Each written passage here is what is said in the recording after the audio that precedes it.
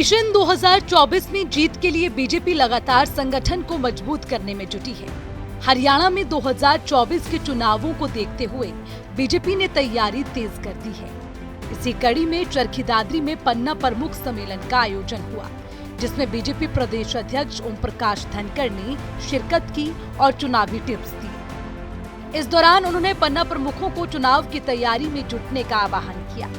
ये 15 परिवारों को संभालने वाला मेरा कार्यकर्ता है। ये 15 परिवारों के सुख दुख में शामिल होने वाला है।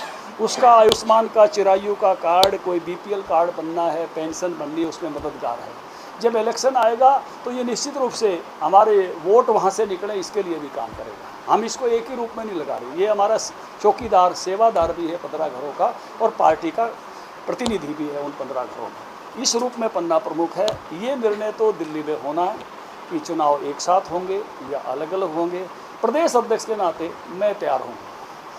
मुझे ये कहने में अपनी टीम के साथ दोनों एक साथ आते हैं तो अलग अलग आते हैं तो हमारी तैयारी पूरी है। ओपी धनखड़ ने इंडिया महागठबंधन को वंशवादी गठबंधन करार दिया और कहा कि नाम बदलने से पार्टियों की जो भ्रष्टाचारी साख बनी है वो नहीं बदलेगी। वंशवादी गठबंधन है और भ्रष्टाचार 12 लाख करोड़ का है। तो जो मोदी जी ने कहा है कि भ्रष्टाचार भारत छोड़ो, वंशवाद भारत छोड़ो, तुष्टीकरण वाले हैं 370 तोड़ने वाले हैं तो तुष्टीकरण भारत छोड़ो, ऐसे मुझे नहीं लगता कि कोई नाम बदलने से कोई, जैसे कहा अमित शाह जी ने कि कोई फर्म जब दिवालिया हो जाए, जब फर्म की ब्रांडिंग ना चले तो नाम बदल के आ जाती है, नए ब्रांड से आ जाते हैं, वैसी बात है। लेकिन देश इनको जानता है। वहीं सोनीपत की बरोदा विधानसभा में पन्ना प्रमुख सम्मेलन हुआ, जहां बीजेपी प्रभारी विप्लव देव ने पन्ना प्रमुखों को जीत का मंत्र दिया। पन्ना प्रमुख सम्मेलन था और बड़ी मात्रा में कार्यकर्ता आए हुए हैं। मैं सबको साधुवाद देता हूं आपके माध्यम से।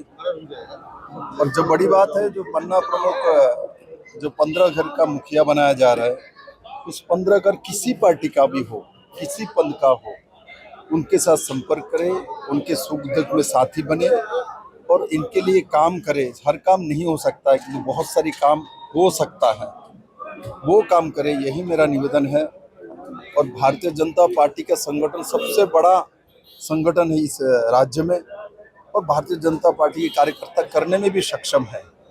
मुझे मानना है, मैं खुद भी जाऊंगा गांव में, मैं 15 घर में किसी को बिना बताए किसी भी जिले में किसी भी समय 1-2 महीने के बाद से जाना शुरू करूंगा।